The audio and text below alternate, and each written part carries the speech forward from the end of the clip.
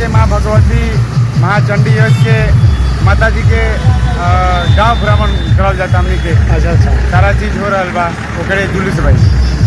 वो सब बात करने बड़ा अच्छा लगल है। हमारे यूट्यूब चैनल चलेला सुशील कुमार प्रेमी ऑफिशियल के नाम से अभियान देके एक से बढ़ के भोजपुरी ब्लॉग्स मिलेला आ कविता भोजपुरी में मिलेला। वो लोग से आग्रह बा। अच्छा कौ दिन चली जोगो गो बा? हाँ जोगो बा हाँ हाँ माँ भगवती प्राण प्रतिष्ठा सब महाचंडी यज्ञ चल रहा बा। अच्छा। बिशनपुरा में आज माता जी के नगर भ्रमण करावल जाता, जिसमें सब ग्रामीण उमंग के साथ चल रहा बा। खाली पैर बा, भगवान साथ दे रहा बड़े। जय माता जी। जय माता दी।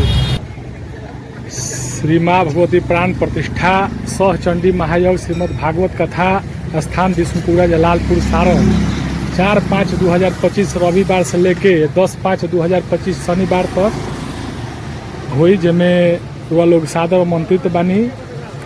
श्रीमद् भागवत कथा वाचिका पूज्य श्री राजेश्वरी देवी जी बारी। यज्ञाचार्य में आचार्य पंडित श्री कृत्यांशु त्रिपाठी जी बानी। 4 बजे शाम से लेके 11 बजे रात तक बा। वो लोग आई लोग देखी लोग जग में शामिल होखी।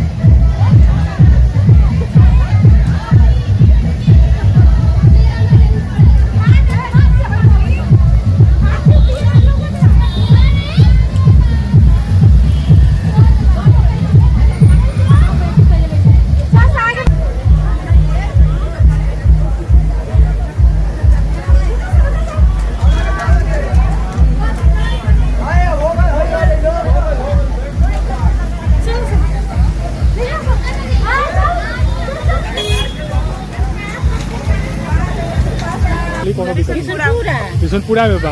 काथी के मूर्ति का स्थापना बा? कौन चीज के? माँ भगवती के पूजा होता, कल प्राण प्रतिष्ठा बा। आज उनकरा के नगर में भ्रमण करावल जाता, नगर भ्रमण करावल जाता। कहिया से ही चालू बा जोगी? 4 तारीख से चालू बावे, 10 के पूर्णाहुति बा। अच्छा 10 के पूर्णाहुति बा। बहुत बहुत धन्यवाद राउर बातचीत करला खातिर। ऐसे कि हमारे एगो भोजपुरी ब्लॉग से बनेला, यही से हम डाले का प्रयास करते हैं। बहुत बहुत धन्यवाद। हमारे तरफ से भी धन्यवाद।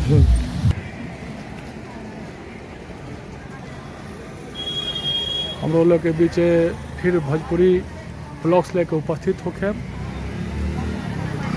धन्यवाद, नमस्कार, प्रणाम। जय हिंद, जय बिहार, जय भोजपुरिया।